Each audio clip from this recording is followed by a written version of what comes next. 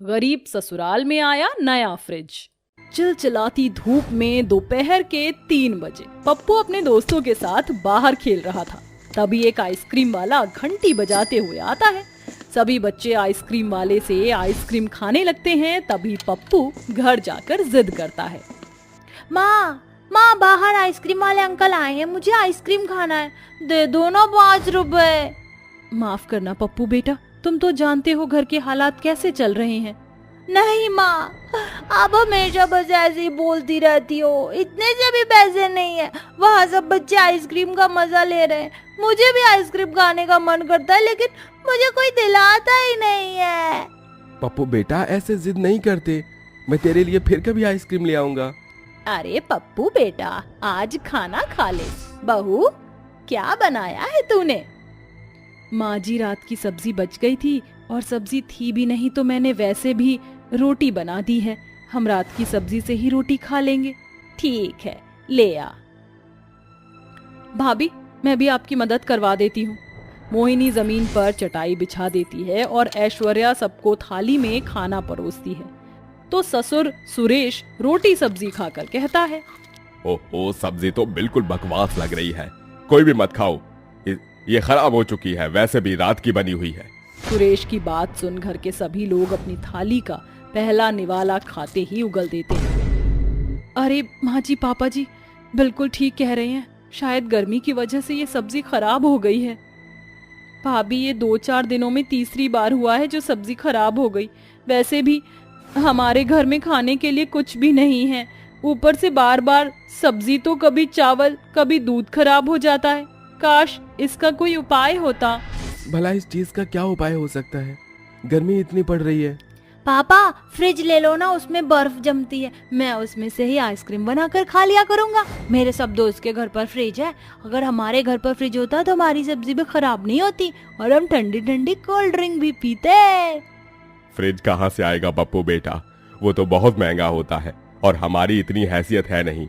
घर का राशन पानी ठीक से नहीं चल रहा। आपने ठीक कहा पापा जी, पर पप्पू भी गलत नहीं कह रहा है।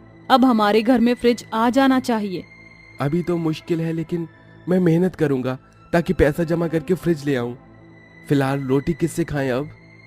बहू, पहले का बना हुआ थोड़ा सा अचार का मसाला रखा है डब्बे में, इसको ही लिया, थोड़ा थोड़ा खा लेंगे सब। जी माँ जी। फिर सभी लोग उस बचे हुए अचार से रोटी छुआ छुआ कर खाते। केतन सामान ढोने की मजदूरी करता था। एक शाम वो मालिक से एडवांस पैसे मांगता है, जिसे देने से उसका मालिक मना कर देता है और हाथ में 50 रुपए थमा देता है। वह 50 रुपए ही केतन ऐश्वर्या को दे देता है, जिससे वह बाजार सब्जी लेने जाती है। तो उसे वहां एक दुकान पर बहुत भीड़ दिखाई देती है।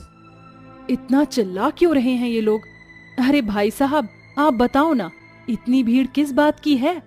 अरे यहाँ बहुत सस्ते दाम पर भारी भारी लॉटरी मिल रही है। सुना है जीतने वाले पहले विजेता को 2 लाख रुपए का इनाम मिलेगा और दूसरे को तीसरे नंबर पर भी इनाम है, तो मैं तो जा रहा हूँ लॉटरी लेने। अच्छा, ऐसा है क्या? फिर तो मुझे भी लॉटरी ले लेनी चाहिए। क्या पता मेरी किस्मत खुल जाए और उन 2 लाख रुपए के इनाम से मैं घर में फ्रिज ले आऊं और बाकी के काम भी हो जाएंगे घर के लिए। इसमें से कुछ लेना भी तो था, सिर्फ 50 रुपए ही हैं। कोई बात नहीं, इतने दिन से जैसे गुजारा कर रहे थे वैसा और कर लेते हैं। फिर ऐश्वर्या एक दुकान वाले से लॉटरी का टिकट ले लेती है। भाई साहब, ये लॉटरी का इनाम कब बताया जाएगा? 3 दिन बाद सुबह के अखबार में 3 लॉटरी नंबर जो निकलेंगे, उसके बाद यहीं से ही इनाम मिलेगा, तो देख लेना। इतना सुनकर वो घर आ जाती है। वहीं पप्पू गिल्ली डंडा लेकर खेल रहा होता है और वो एकदम से डंडे को मटके में मार देता है और मटका टूट जाता है। अरे पप्पू बेटा, ये तूने क्या किया? मटका तोड़ दिया, अब हम पानी कैसे पिएंगे? जैसे तैसे तो मटके का पानी पीकर हम अपनी प्यास बुझा रहे थे। माफ कर दो दादी। इतना बड़ा नुकसान कर दिया। 100 रुपए का मटका था वो पप्पू। अब दादाजी और तुम्हारे पापा बाहर से आएंगे तो पानी कैसे पिएंगे? बस माँ, जब देखो आप चिल्लाती रहती हो, सारे गलत काम मैं ही तो करता हूँ। मटका मैंने जानबूझकर नहीं तोड़ा था, खेल रहा था बस मैं। बस करो ऐश्वर्या, कितनी डांटोगी बच्चे को, जाने दो। अजी तो क्या करूं फिर? आप 1 मिनट रुकिए, मैं सविता से बर्फ मांग कर ले आती हूँ थोड़ी सी। फिर ऐश्वर्या पड़ोसन सविता से थोड़ी बर्फ मांग कर ले आती है और सबको ठंडा पानी देती है। अरे वाह बहू, ठंडा पानी पीकर मजा ही आ गया। मुझे भी। मैं तो तरोताजा हो गया। हमारे घर में भी फ्रिज होना चाहिए था, फिर हम भी ठंडी बर्फ से ठंडा पानी पीते और न जाने क्या क्या बनाते। बहू बाजार गई थी, क्या लाई है? खाना खिला दे, टाइम हो गया है। माँ जी, मैं बाजार से कुछ भी लेकर नहीं आई हूँ। इन्होंने जो पैसे दिए थे उससे मैंने लॉटरी की टिकट ले ली, क्या पता हमारी किस्मत खुल जाए। ओहो ऐश्वर्या, ये तुमने क्या किया? ये सब कुछ नहीं होता है। हम जैसे गरीब लोगों की लॉटरी कहाँ निकलेगी? और हम अब खाएं क्या? हाँ बहू, केतन बिल्कुल ठीक कह रहा है। मैं जानती हूँ, पर आप गुस्सा मत होइए। थोड़े से चावल रखे हैं, मैं खीर बना देती हूँ गुड़ डालकर। ऐसा कहकर ऐश्वर्या चूल्हे पर सस्ती से गुड़ की पानी डालकर खीर बना देती है और सारे घर के लोग मिलकर खाते हैं। 2 दिन गुजर जाते हैं। 2 दिन तक ऐश्वर्या पड़ोसन से बर्फ मांग कर ठंडा पानी पीकर गुजारा करते हैं। लेकिन तीसरे दिन सविता बहन बर्फ दे देते। बस 2-3 दिन की और बात है। अरे हटो ऐश्वर्या, जब देखो मुंह उठाकर बर्फ मांगने आ जाती हो। मैं अपने लिए जमाती हूँ, ये तुम्हारे परिवार के लिए। रोज का क्या कर दिया है तुमने ये? जाओ यहाँ से। जब फ्रिज खरीदने की औकात नहीं है तो मेरे को ऐसे टाइम क्यों दे रही हो? सीधे बोलो ना, हमारे बस की नहीं है। तभी ऐश्वर्या देखती है सविता का पति न्यूज़पेपर पढ़ रहा है। अखबार? अरे मैं तो भूल ही गई थी, आज लॉटरी का नंबर निकलने वाला है। अच्छा सविता बहन, एक बार अखबार पढ़ने दो, मुझे कुछ देखना था। अब अखबार के पीछे पड़ गई? तुम गरीबों का कुछ नहीं हो सकता। पकड़ो इसे और जाओ। ऐश्वर्या जल्दी से अपनी लॉटरी का नंबर निकालकर उस अखबार के लॉटरी नंबर से मिलाती है, जिससे पता चलता है वो जीत गई है। वो घर वालों से बात कर दुकान पर जाती है, लेकिन बीच रास्ते में एक भिखारी से उसकी टक्कर हो जाती है। दोनों की लॉटरी टिकट बदल जाती है। वो दुकान पर पहुंचकर कहती है, भैया मेरी लॉटरी का पहला नंबर निकल कर आ गया है। मैं 2 लाख रुपए जीत गई हूँ। लाइए मेरे पैसे दीजिए, ये देखिए। ये आप कैसी बातें कर रही हैं? ये आपका लॉटरी का नंबर नहीं है, आपका दूसरा नंबर आया है और अभी इसका इनाम आया नहीं है। थोड़ी देर बाद आकर पता करना। मेरी लॉटरी का नंबर नहीं है? मेरी तो पहली लॉटरी निकली थी। लगता है उस आदमी से टक्कर होने पर लॉटरी बदल गई। मुझे ढूंढना होगा। ऐश्वर्या उस भिखारी को ढूंढती है। इतने में वह दुकान पर जाकर पहले लॉटरी का पैसा ले जाता है। उसका पीछा करने पर ऐश्वर्या को पता चलता है कि वह एक गरीब व्यक्ति था जो अपने परिवार के साथ फुटपाथ पर रहता था। ये बातें सुनने पर पता चलता है कि वो अब अपना खुद का एक घर लेगा। इस आदमी के पास तो रहने और खाने की भी कोई सुविधा नहीं है। कोई बात नहीं, ये लॉटरी मैं उसको ही दे देती हूँ। देखती हूँ दूसरी लॉटरी में क्या आया है। दुकान पर पता करती हूँ। ऐश्वर्या दुकान पर दूसरी लॉटरी का नंबर पता करती है तो उसे एक डबल डोर का फ्रिज और 10,000 रुपए कैश मिलते हैं, जिससे वो बहुत खुश हो जाती है और घर ले जाती है और सारी बात अपने घर वालों को बताती है। मतलब हमारे नसीब में पहली लॉटरी निकल गई थी, लेकिन ये सही हाथों में चली गई। हमसे ज्यादा उस बेचारे को इस चीज की जरूरत थी और हमें तो बस फ्रिज चाहिए था। देखा बहू, जो होता है अच्छे के लिए होता है। हमारे पास फ्रिज आ गया। बिल्कुल सही कहा माँ जी आपने। अरे वाह, इतना बड़ा फ्रिज हमारा है माँ। इसमें तो मैं भी बैठ सकता हूँ और इसमें ठंडी ठंडी आइसक्रीम, कोल्ड ड्रिंक सब कुछ रख सकते हैं ना माँ? हाँ मेरे लाल, अब हमारी कोई सब्जी, चावल, दूध भी खराब नहीं होगी। माफ करना ऐश्वर्या, मैंने तुम्हें उस दिन डांटा।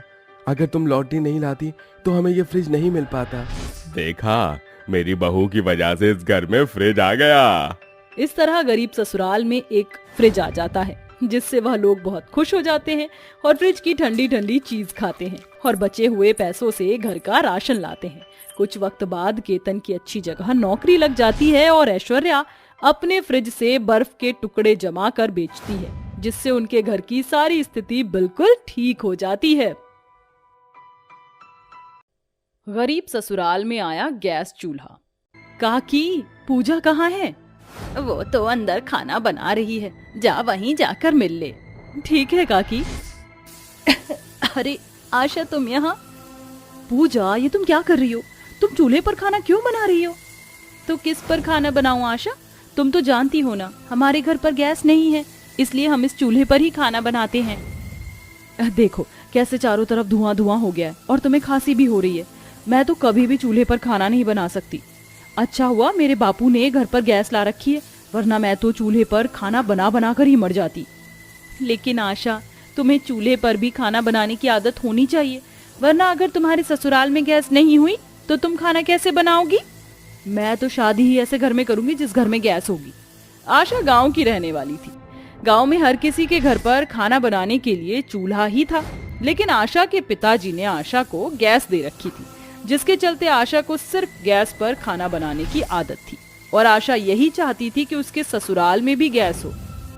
अरे आशा, तू आ गई? चल अब जल्दी से खाना बना ले, तेरे बापूजी कब से खाने का इंतजार कर रहे हैं। मैं अभी जल्दी से खाना बनाकर लाती हूँ। तू किचन की तरफ क्यों जा रही है? गैस तो किचन में है ना, तो खाना भी मैं किचन में ही बनाऊंगी। ओफो, मैं तुझे बताना ही भूल गई, गैस तो आज सुबह ही खत्म हो गई थी, तो तू आंगन में जाकर चूल्हे पर खाना बना ले। माँ, आप पागल तो नहीं हो गई हो? मैं चूल्हे पर खाना कैसे बनाऊंगी? मुझे चूल्हे पर खाना बनाना नहीं आता है। तो सीख लेना, अगर तेरे ससुराल में गैस नहीं हुई तो तू खाना कैसे बनाएगी? कहाँ है ना माँ, मैं ऐसे ही घर में शादी करूंगी जिस घर में गैस होगी, वरना मैं शादी नहीं करूंगी। आशा की इसी जिद से आशा कभी भी चूल्हे पर खाना बनाना नहीं सीखती है और ऐसे ही समय बीतता है और कुछ महीनों में आशा की शादी एक अजय नाम के लड़के से हो जाती है। शादी के बाद अगले दिन जब आशा अपनी पहली रसोई के लिए जाती है तो, माँ जी, गैस कहाँ पर है? मैं अपनी पहली रसोई का खाना कहाँ बनाऊं? हमारे घर पर कोई गैस वैस नहीं है, हम तो खाना चूल्हे पर बनाते हैं। वो देख, आंगन में मिट्टी का चूल्हा बना रखा है, तुझे इस पर ही अपनी पहली रसोई का खाना बनाना है। क्या? चूल्हे पर? माँ जी, आप क्या कह रही हैं? मैं चूल्हे पर खाना कैसे बना सकती हूँ? मैंने तो आज तक चूल्हे को छुआ भी नहीं है। मेरे मायके में तो गैस थी और मैं गैस पर ही खाना बनाती थी। मुझे गैस पर ही खाना बनाने की आदत है। आप अजय जी को कहकर गैस वाला चूल्हा मंगवा दीजिए, मैं इस पर ही अपनी पहली रसोई का खाना बनाऊंगी। हमारे पास इतने पैसे नहीं हैं कि हम लोग गैस मंगवा सकें, और वैसे भी गांव में हर किसी के घर में चूल्हे पर ही खाना बनता है, इसलिए तुझे भी चूल्हे पर ही खाना बनाना होगा। इतना कहकर सरला वहां से चली जाती है और बेचारी आशा अपनी सास को देखती रह जाती है। आशा के पास अब चूल्हे पर खाना बनाने के अलावा और कोई दूसरा रास्ता नहीं होता, इसलिए आशा चूल्हे पर खाना बनाने के लिए बैठ जाती है। आशा को चूल्हे पर खाना बनाने की बिल्कुल भी आदत नहीं होती, जिसके चलते आशा कई बार चूल्हे से अपना हाथ जला लेती है। मेरा पूरा हाथ जल गया, लेकिन ये रोटी अभी तक नहीं बनी। अगर ऐसे ही रहा तो मैं इस पर खाना कैसे बनाऊंगी? ये क्या भाभी, आपका हाथ तो जल गया है और आप फिर भी खाना बना रही हो? इसके अलावा और मैं कर भी क्या सकती हूँ? मुझे चूल्हे पर खाना बनाने की बिल्कुल भी आदत नहीं है, लेकिन अब तो मुझे चूल्हे पर ही खाना बनाना होगा। भाभी, मैं समझ सकती हूँ, जब मैंने चूल्हे पर खाना बनाना शुरू किया था तो मेरी हालत भी आप जैसी ही थी। मेरे भी कई बार हाथ पैर जले हैं, लेकिन मैं समय के साथ सीख गई। मैं समझ सकती हूँ, अभी आपको बहुत परेशानी हो रही होगी ना। पैसे ना होने की वजह से माँ गैस नहीं मंगवा सकती हैं, वरना वो आपको गैस जरूर मंगवा कर दे देती। आशा जैसे तैसे करके उस चूल्हे पर खाना बनाती है और ले जाकर अपने ससुराल वालों को दे देती है। ये रोटियां कैसी काली जली बनाई है बहू, तुझे रोटी बनाना नहीं आता क्या? मैंने पहले ही कहा था कि मुझे चूल्हे पर खाना बनाना नहीं आता है, इसलिए सारी रोटियां जल गईं। आशा, तुम फिक्र मत करो, 4 महीने बाद दिवाली है और दिवाली पर मुझे बोनस मिलेगा, तो उस बोनस के पैसों से मैं तुम्हारे लिए जरूर गैस ले आऊंगा। तुम जब तक चूल्हे पर ही खाना बना लो। जब तक दिवाली आएगी और ये मेरे लिए गैस लेकर आएंगे, तब तक तो मैं इस चूल्हे पर खाना बना बना कर जल जाऊंगी। आशा जब भी चूल्हे पर कुछ भी बनाने के लिए जाती तो अक्सर उसका हाथ या पैर जल जाया करता, लेकिन आशा जानती थी कि पैसे ना होने के कारण उसके ससुराल वाले चूल्हा नहीं ला सकते, इसलिए आशा उनसे कुछ नहीं कहती। ऐसे ही समय बीतता रहता है और एक दिन आशा चूल्हे पर पानी गर्म कर रही होती है, लेकिन आशा जैसे ही उस चूल्हे पर से पानी का पतीला उठाती है तो चूल्हे की आग उसके हाथ पर लग जाती है, जिससे गर्म पानी का पतीला छूटकर आशा के पैरों पर गिर जाता है, जिससे आशा का पैर जल जाता है। बहू मुझे माफ कर दे, हमारी वजह से तुझे इतनी तकलीफ सहनी पड़ रही है, लेकिन तू तो सब जानती है ना। आप माफी मत मांगिए माँ जी, इसमें आपकी क्या गलती है। नहीं बहू, सब हमारी ही गलती है। मैं एक काम करती हूँ, मेरे पास एक सोने का हार रखा हुआ है, मैं उसे गिरवी रखकर तेरे लिए गैस वाला चूल्हा ले आती हूँ, फिर तू आराम से उस पर खाना बनाइयो। माँ जी, आपको ये सब करने की कोई जरूरत नहीं है, मेरे पास एक तरकीब है। क्यों ना मैं भी बाहर काम करना शुरू कर दूं, जिससे घर में 2 पैसे भी आ जाएंगे और थोड़ी बहुत बचत भी हो जाएगी, और उन पैसों से ही मैं गैस चूल्हा भी ले लूंगी। आशा की तरकीब सुनकर सरला बहुत खुश होती है, जिसके बाद आशा कुछ ही दिनों में अपने गांव के सेठ के यहाँ घर की साफ सफाई का काम ढूंढ लेती है, और उससे जो भी पैसे मिलते वो उन पैसों की बचत करती और अपने पति के कमाए गए पैसों से वो घर का खर्च चलाती, और 2 महीनों की पैसों की बचत से वो आखिरकार अपने और अपने ससुराल वालों के लिए गैस ले आती है। जिसके बाद आशा और उसका ससुराल मिलकर गैस की पूजा करता है और उस पर तिलक लगाता है। बहू तू तो सच में बहुत अच्छा खाना बनाती है। मुझे तो लगता था कि तुझे सच में खाना बनाना नहीं आता है और चूल्हे का नाम लेकर तू अपने आप को बचा रही है, लेकिन तेरे हाथ का खाना खाकर तो मजा ही आ गया। हाँ बहू, सच में तेरे हाथों में तो जादू है। आशा को अपनी इतनी तारीफ होता देख बहुत खुशी मिलती है, और जब आशा गैस पर खुशी खुशी खाना बनाकर अपने ससुराल वालों को खिलाती है तो ऐसे ही दिन गुजरते हैं। भाभी, मैं सोच रही थी क्यों ना हम अपना कोई काम शुरू कर दें। आप इतना अच्छा खाना बनाती हो, हम अपना एक खाने का ठेला लगा लेंगे और उस पर बहुत सारी चीजें बनाकर बेचेंगे। मुझे यकीन है कि लोगों को आपके हाथ का खाना बहुत पसंद आएगा, और उससे जो भी पैसे मिलेंगे उन पैसों से हम सब अपने लिए एक नया घर खरीदेंगे। नीतू, तुमने तरकीब तो बहुत अच्छी बताई है, हम कल से ही अपना काम शुरू कर देंगे। अगले दिन होते ही आशा और नीतू अपने खाने का ठेला लेकर निकल जाती हैं, और आशा अपने लाए हुए गैस पर ही खाने की बहुत सारी चीजें बनाती है और नीतू उसे बेचती है। आशा के हाथ का खाना सभी कस्टमर्स को बहुत पसंद आता है, जिससे अब दिन पर दिन आशा और नीतू की बिक्री बढ़ती जाती है, और वो इन पैसों से सिर्फ कुछ ही महीनों में अपने लिए एक बहुत बड़ा और अच्छा सा घर खरीद लेते हैं। और बचे हुए पैसों से अजय भी अपना बिजनेस स्टार्ट कर देता है, जिसके बाद अब सारा परिवार खुशी खुशी रहता है।